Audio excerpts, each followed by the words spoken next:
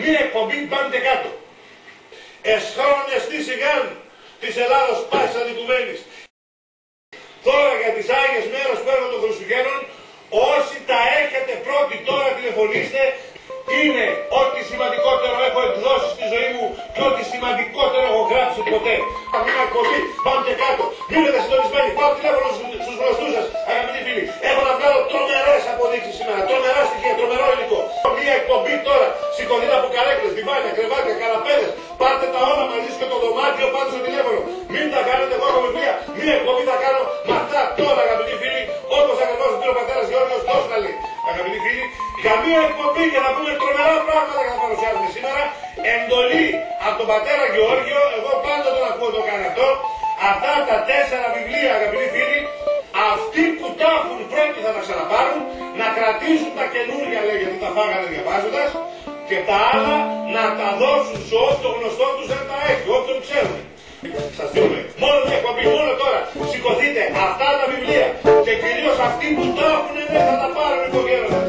Αυτά έχει στον κόσμο τώρα και να πεις όποιος τα έχει θα τα ξαναπάρει.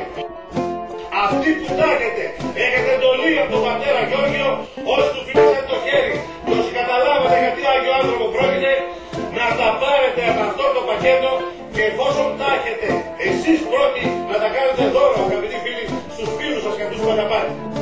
Καλήνες πέραν άρχοντες κι αν είναι ορισμός σας, Χριστούτη διαγέννηση να πω στα αρχοντικό σας. Φίλε μου αγαπημένοι, βάζω ένα ωραίο χαρτάκι, σου κάνω ένα δώρο. Τι είναι αυτό? Διάβασε τώρα ένα δείξει ληστήρι. Γιατί πρώτος ο Ιακώβουλος έγραψε, μην το ξεχνούμε αγαπητοί φίλοι, και να τα κάνετε εδώ, τα καινούργια κάνετε εσείς, τα παλιά θα διάσει.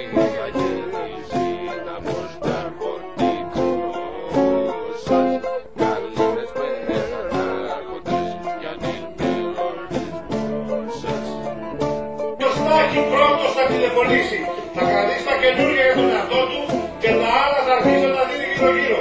Όσοι τα έχουν υποχρεωτικά πρώτοι αυτοί τα παίρνουν πρώτοι υπογέροντας.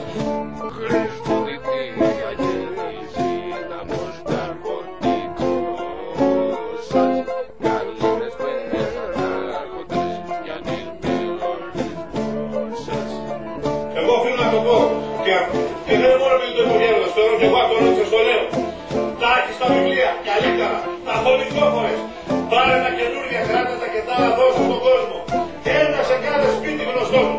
Χριστός γεννάται σήμερον εν Βιθλεέμ την πόλη και ουρανοί αναλώνει γέρα η φύσης όλη. Ο καθένας η καθεμιά από εσάς έχει ένα χρέος, κακά τα ψέματα. Και το χρέος το έχετε. Γιατί όπως είχε πει και ο παππούλης Σάββας Αχιλλέος, είχε πει κάποια στιγμή, ήξερες και δεν μίλαγες.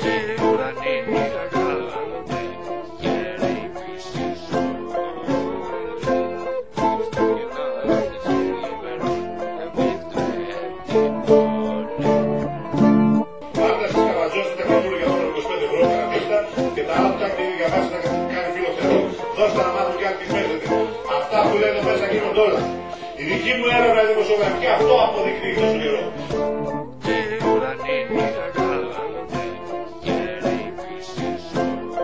Μα και ο μας είπε, όποιοι τα έχουν πρώτοι οφείλουν να τα δώσουν και σ' άλλους. Και εγώ τα φιλούσα για μια ειδική, μια εκπομπή ειδική. Πάτα λέει, τώρα δώστα στον κόσμο. Και εντολή λέει, προσοχή λέει, σε όλους όσους πάρουν αυτά τα βιβλία. Όλοι λέει το ξαναπαίρνετε, θα κάνετε δώρο. Κρατήστε τα καινούργια, γιατί τα έχετε φάει και τα έχετε κάνει φιλοτερό, βιβλιοπαγάδες και βιβλιοπαγούδες μου. Πάρτε τα και κρατήστε τα καινούργια και δώστε τα άλλα να διαβάσει ο κόσμος.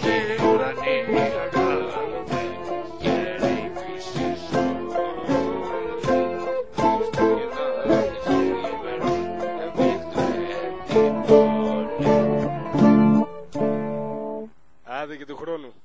Σαν Δημοσθένης σημερινός, τι είχε πει ο Δημοσθένης κάποτε. Εσχρόνες τι σιγάν της Ελλάδος πάσης αδικουμένης. Είναι εσχρόνα το βουλώνει κανείς όταν όλη η Ελλάδα αδικείται.